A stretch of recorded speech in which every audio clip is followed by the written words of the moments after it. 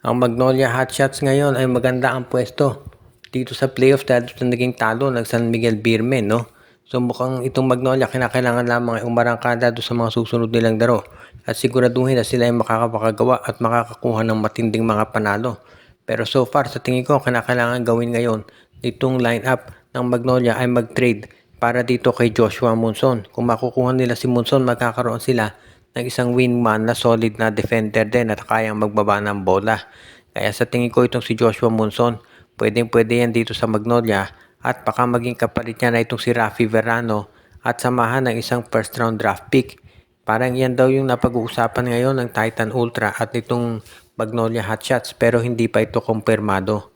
So far naman, yan lang daw yung trade na pinaplano ng Magnolia para dito kay Coach L.A. Tenorio. Although meron pang mga ibang players syempre na kinukonsidera sila pero ang priority daw talaga ay tumunang si Monson. Pagdating naman dito kay James Laput, ite-trade lang daw ito ng Magnolia kung ang magiging kapalit niyan. For example, na itong katulad nila Henry Galinato o kaya naman baka itong si Kit Datu ng Rain or Shine Elasto Painters.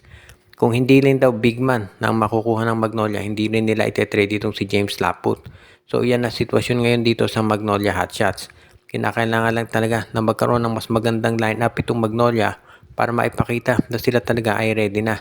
Kung sakasakali na ito yung magtuloy, sa tingin ko maganda ang kalalabasan ng roster ng Magnolia. Kinakailangan na lamang talaga na maging mas ready si L.A. Tenorio doon sa mga possibilities.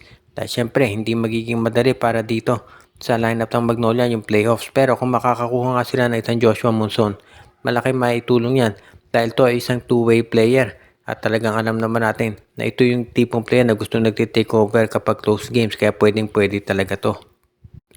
Ang isang team ngayon na hindi muna raw interesadong gumawa ng trade ay ang Meralco Bulls dahil sa tingin ng Meralco maganda yung kanilang nilalaro.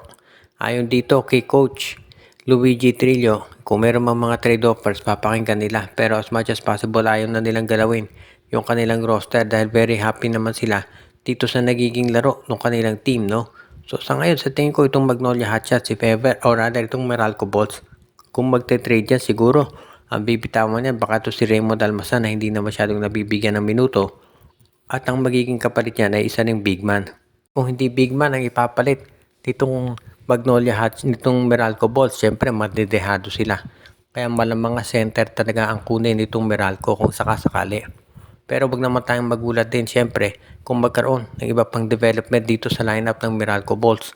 Lalo na at alam naman natin na hindi biro o yung ginagawang adjustment itong Meralco pagdating dito sa kanilang roster.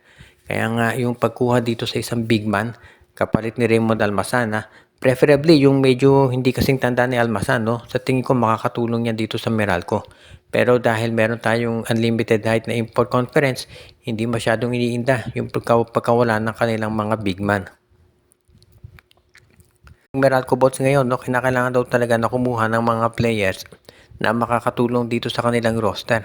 Kaya nga si Coach Luigi Trillo ay naghahanap ng big man para dito ipapalit kay Almazan. Pero so far, no, kung wala namang makita, hindi sila nagmamadali. At para dito sa Meralco, importante makapag-kolekta sila ng maraming panalo dito para masiguro na sila ay makakapasok na dito sa playoffs. At yan talaga yung inaasahan ngayon nitong Magnolia na kanilang or rather nitong Meralco na kanilang magagawa natin na magaling talaga nitong Meralco Bulls. At talagang kinakailangan nila na mag-adjust lang ng konti para maging mas maganda yung kanilang playoff run.